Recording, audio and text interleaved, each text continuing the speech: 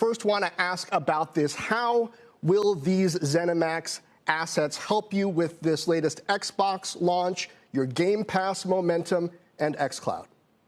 Yeah, I mean, gamers love great games. You just mentioned we've got the Xbox consoles going on pre-order tomorrow for the next generation. Just last week, we added Game Pass cloud streaming so people can play this Game Pass library across all of their phones, the Android phones out there. And then obviously Game Pass, which is the largest game content subscription out there, 15 million subscribers and growing. So getting to work with Zenimax to bring their amazing collection of games to Game Pass is just an incredible opportunity for us. What's going on, guys? Welcome to another episode of Smash JT. Microsoft just bought Bethesda. Well, more specifically, they bought Zenimax Media, which is the parent company of Bethesda, for a few bucks. It was like a couple million, or billion, a few billion. No, more than a few. $7.5 billion. JT. $7.5 billion. Like, wow.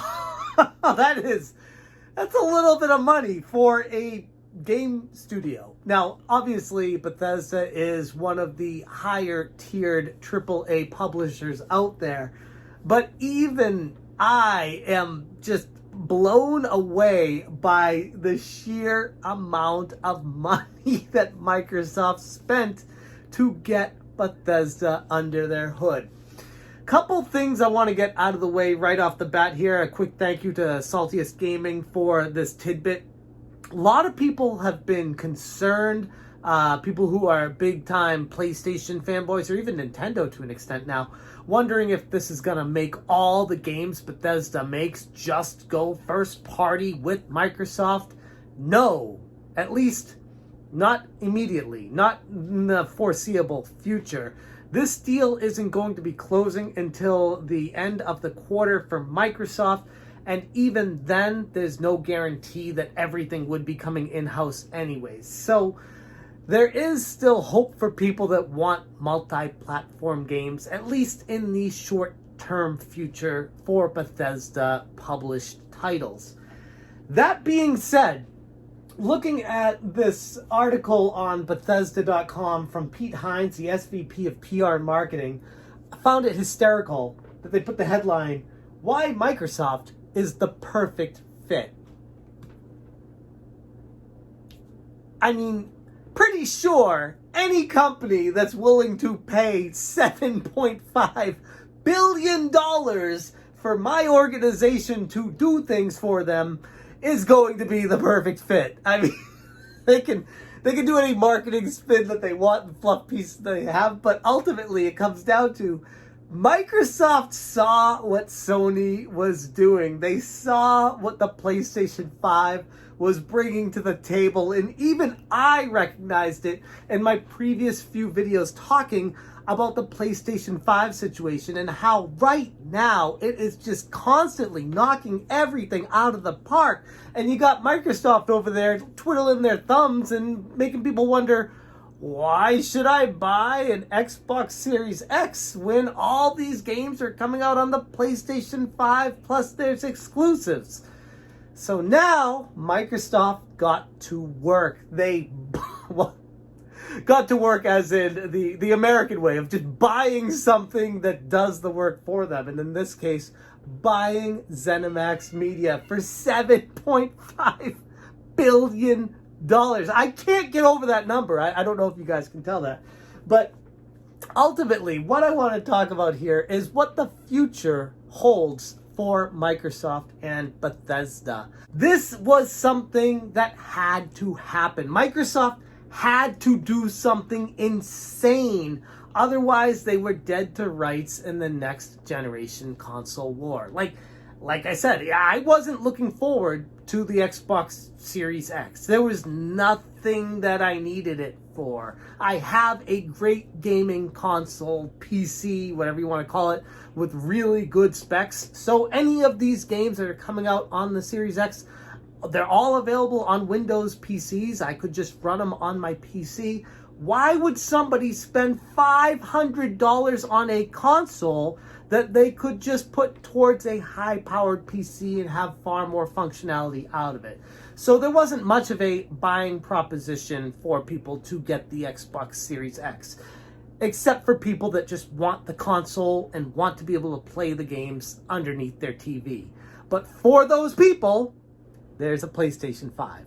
With this deal, in the not so distant future, but down the road a bit, once the deal finalizes, there is a potential for all of these games in the future to be going first party and giving people a reason to want to get the Xbox Series X console to be able to play these games on their TV and not need the PlayStation 5 or not be able to play any of these games on the PlayStation 5. So Microsoft is making a move, and from their perspective, they want the Xbox, obviously, to be successful, but ultimately, I don't even think that's really their end goal.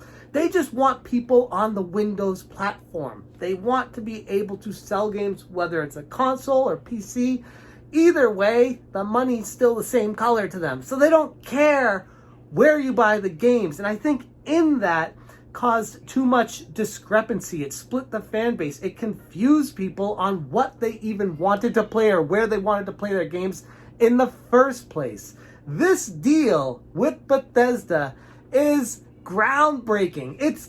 Off the top of my head, it's up with some of the biggest deals in video game history. It puts to shame some of the big deals in the past that we thought nothing would surpass. $7.5 billion for Bethesda. This is nuts. You're not going to have Halo Infinite for that. How has COVID affected game availability, and how's that going to affect your marketing and your expectations around the console launch?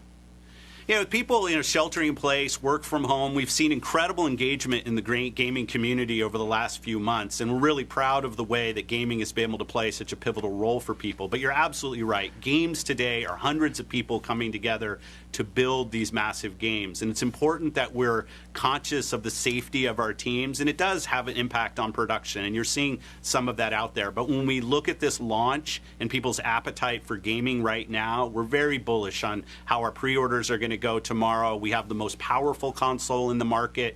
We have the most affordable console in the market. We've got things like Xbox All Access that allow people to join this next generation of gaming for $24.99 a month, no upfront cost. You get a console and Game Pass. In times like this, I think that accessibility of price point and offer is really, really important. And even though it's absolutely nuts, it's not new to Microsoft. I mean, they bought Minecraft a few years ago for $2.5 billion, which ultimately looks like a steal at this price because of how many people play Minecraft, how big it's gotten since they bought it, and just how they've expanded that brand. And perhaps Microsoft is looking to do something similar with a bunch of Bethesda's games. Fallout series, Skyrim series, Doom, just to name a few. And who knows what else they're working on behind the scenes right now that we don't even know about. So there is a lot to come out of this. As far as my take on it, how I feel about it, ironically, I don't love it. I think it's not really doing anything ultimately for Microsoft.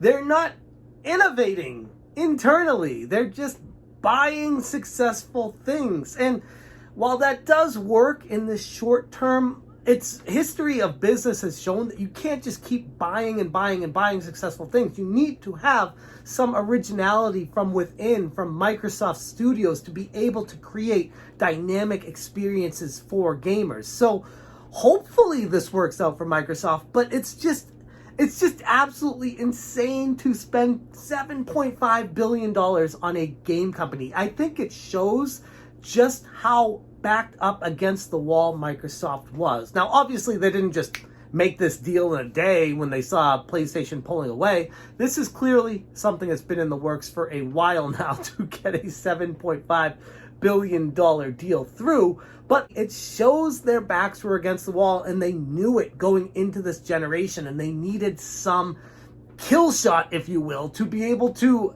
get back in line with Sony and be able to at least have a fighting chance. But ultimately, like I said, I don't love this move. I really don't. I think it's kind of silly. It's wasted money. The games are already on their platform. They already have Microsoft Studio games. So at the end of the day, while this might bring in some money over the next few years, and depending on how successful the future generation of games are, but hopefully Bethesda's able to make great experiences across the board with less glitches in games like Skyrim, things like that. But that's why I don't love this deal, because Bethesda has kind of a spotty history when it comes to making quality games.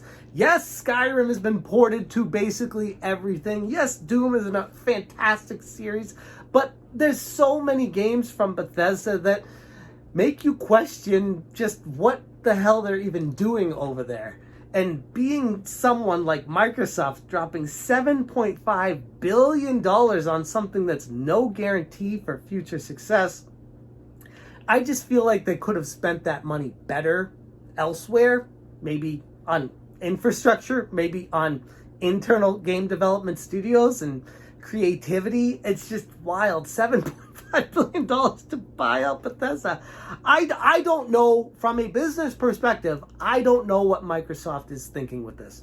Hopefully it works out. They're playing the long game, and hopefully they're planning on using these IPs for the next 100 years and being able to make that money back down the road.